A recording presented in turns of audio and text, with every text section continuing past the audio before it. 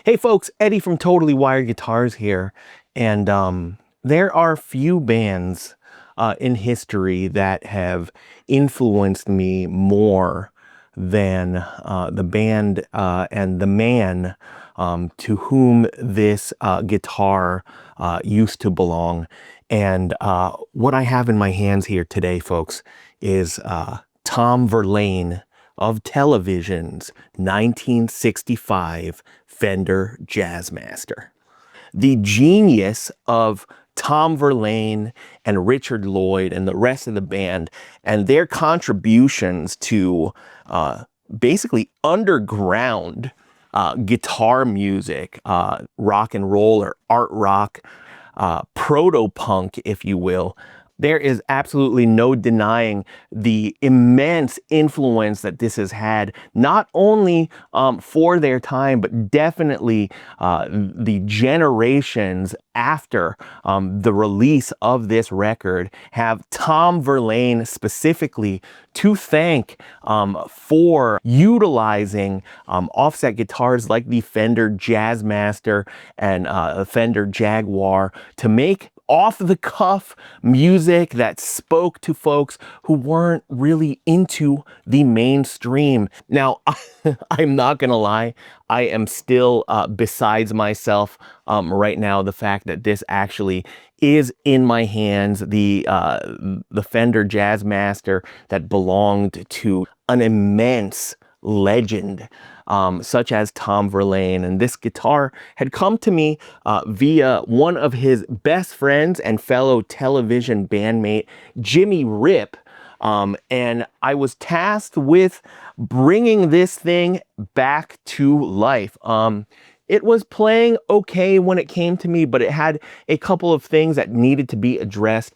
Firstly, Jimmy wanted me to install a mastery vibrato because the original Jazzmaster vibrato that was on here was just a bit janky and not very smooth. It was missing the vibrato arm. And so being really good friends with Woody at Mastery, he was provided with this Mastery vibrato.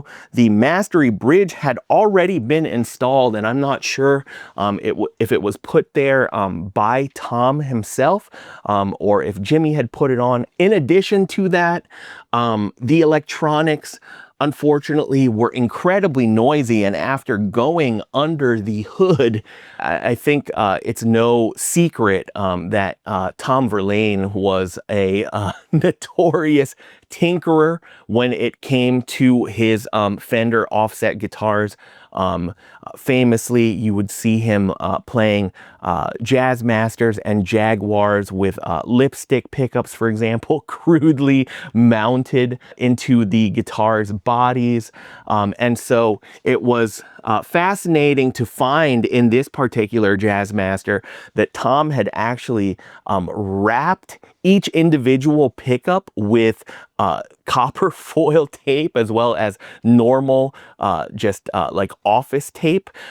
He also curiously, and I'm not sure why this was done, I'm assuming it was done to unlock some alternative kind of tones, but he had swapped the ground and lead wires on the bridge pickup and then lined them from the top of the pickup and soldered them actually between the bobbins, which is not at all common. And I definitely do not recommend that most people do this because you run a very high risk of the that very, very thin, fragile coil wire snapping, which would then require a rewind, which is a no-no, especially for vintage pickups.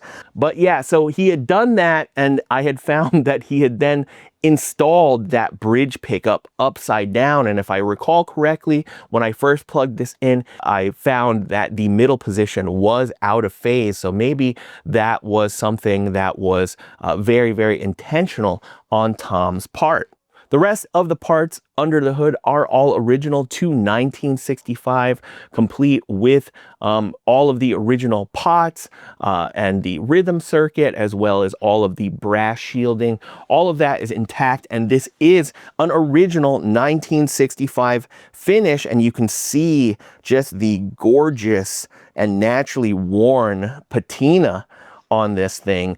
There is some warpage on the pick guard, which is to be expected, but overall, for a 1965 Jazzmaster, this is in incredibly nice condition. If you take a look at the back of the neck, it has got this nice worn in, almost matte kind of feel, inconsistent with regards to where it has darkened, right?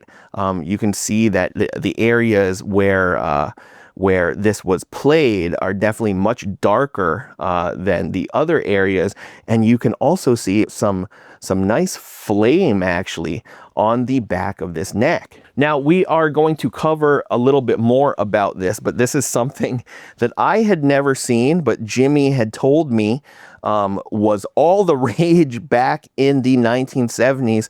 But this thing on the back of the headstock here is a solid brass plate called a fat head. And so that is sandwiched between the tuners and the headstock, and that was intended to increase, sustain, and acoustic resonance of the instrument. You can definitely feel that it adds some weight to the guitar, and I can't really speak to how much that influences the sustain on this, because again, this had already come with the Mastery bridge installed, which is very transformative for how a Jazzmaster or Jaguar plays. But no doubt this thing just rings out beautifully, and so I would not doubt that that fat head is doing its job. In addition to that, despite the fact that this had not too long ago had a full refret with narrow tall frets, since that time it unfortunately started to suffer from a bit of fret sprout, so I did have to dress the fret ends on this for them to be smooth and not sharp anymore, as well as addressing some binding in the nut. So I needed to widen those a little bit more to ensure that with vibrato use and heavier playing that this thing stayed in tune. So after discussing with Jimmy, because we didn't want to run the risk of potentially damaging those original pickups, decided to throw in a set of Seymour Duncan Antiquity ones, which I had on hand. They were the closest to old sounding Jazzmaster pickups, especially because those Antiquity pickups are demagnetized in such a way as to replicate the sound of actual 1960s Jazzmaster pickups. They also visibly look more aged, and so they fit under these covers and look the part. You know, no one would ever know unless they looked under the hood that these pickups are not vintage. And from the sounds of them, as you will hear, it really kind of nails that vintage Jazzmaster tone very well. Now, it would have definitely been more vintage accurate to go for the Antiquity 2s, but we were going for a warmer, woodier kind of sound. And so the Antiquity ones fulfilled those tonal needs very, very nicely. I can't believe I'm about to play Tom Verlaine's Jazzmaster right now. Let's go ahead and plug this in and just hear some of the clean tones as it is now. So this guitar is tuned to E flat as per Jimmy Rip's request. I'm not sure if that was a go-to tuning for television, but I know in the past I definitely used to tune to E flat because it just suited my personal vocal range better. But let's go ahead and we're starting off with the bridge pickup now. And let's hear this thing.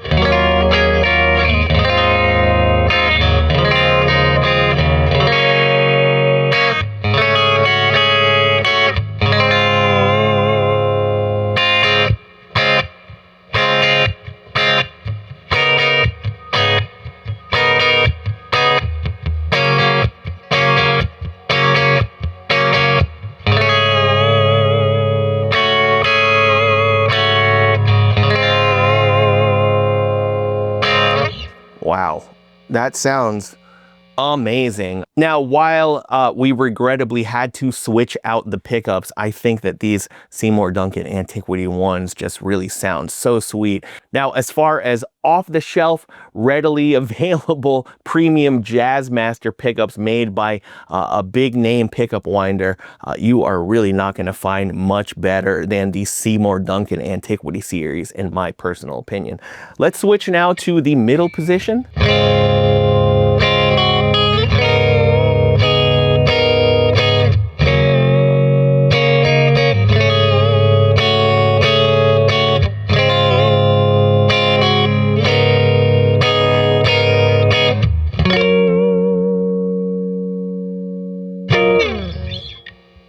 Our neck position now.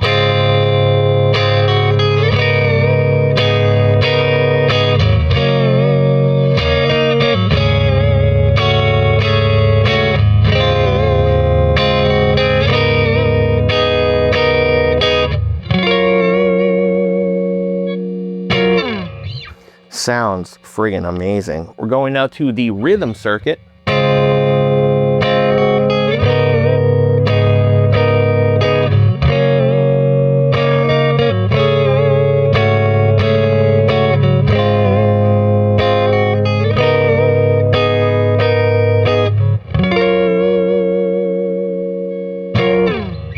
While my go-to when I am doing mods is the American Vintage reissue tremolo unit.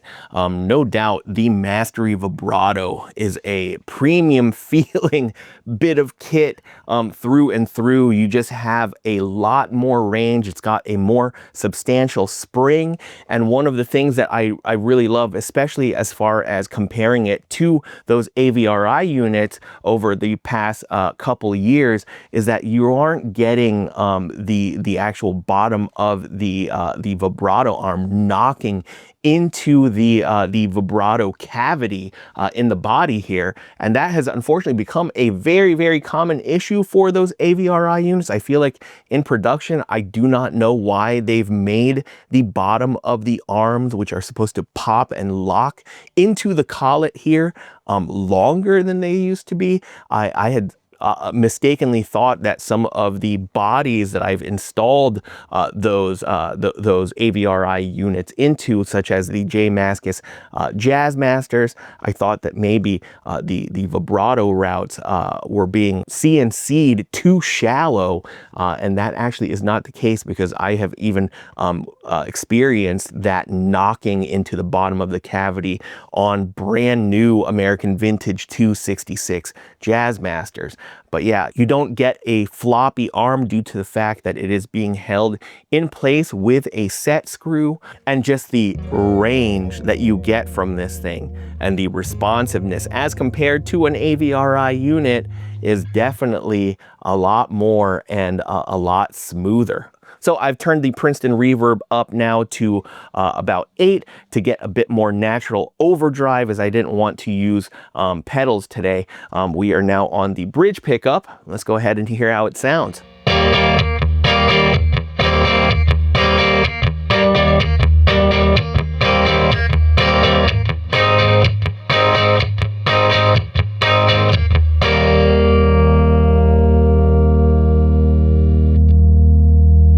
Our middle position.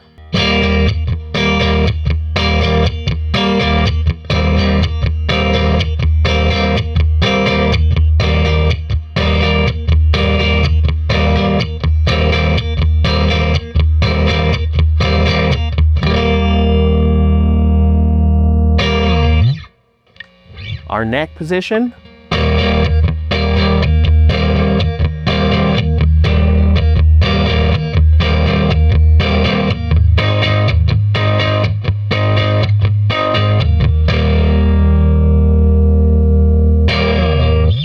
And you can hear that they definitely are a little bit darker than the standard mid-60s style pickups, because when they switched to gray bobbins with the Alnico 5 magnets, you definitely got a much brighter overall sound.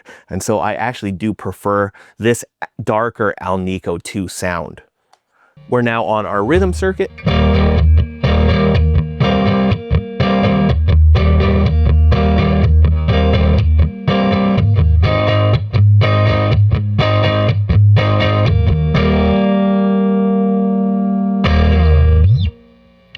Amazing. Back to our bridge pickup now.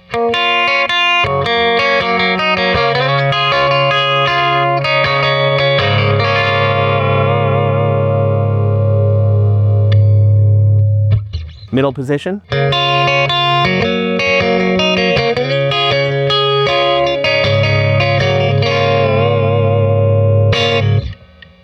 The neck pickup now.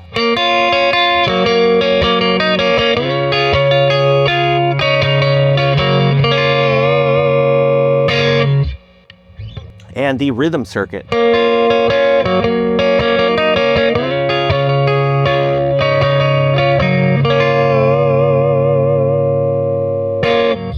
All right, going back, final riff here.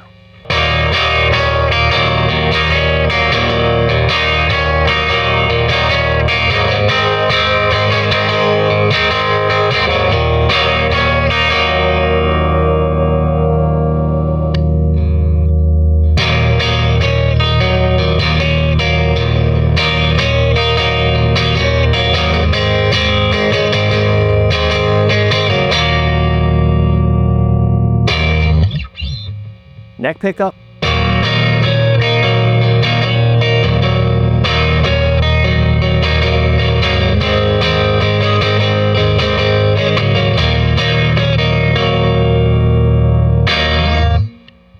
And lastly, the rhythm circuit.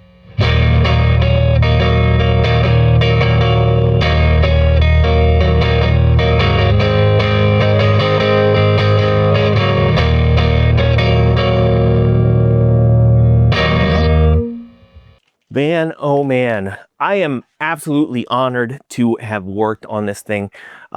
It just feels so good and is in line with a lot of the pre-binding 1965 Jazzmasters that I have played. This is about 0.85 inches thick at the first fret and about 0.92 actually, so a little bit slimmer than a lot of the 65 necks that I have tried, but that makes this feel just so good and unique and not overly chunky at the 12th fret here.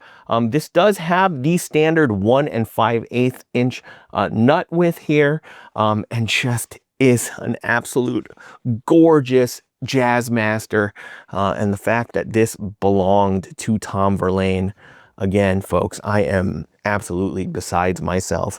Just truly honored. I am very thankful to Jimmy Rip for bringing this to me. We had been chatting back and forth for months trying to make this happen, and we're finally able to meet up shortly before Christmas this past year, and yeah, it just plays like a dream. It sounds perfect. I can't wait to see what Jimmy ends up using this this Jazzmaster on. Anyway, that's going to do it for this video. I hope you found it enjoyable, especially for all of you Tom Verlaine and television fans out there. If you haven't already, please hit that like and subscribe button, as well as the notification bell to be notified of new videos as soon as they drop. And don't forget to follow Totally Wired Guitars for more offset guitars modding tips.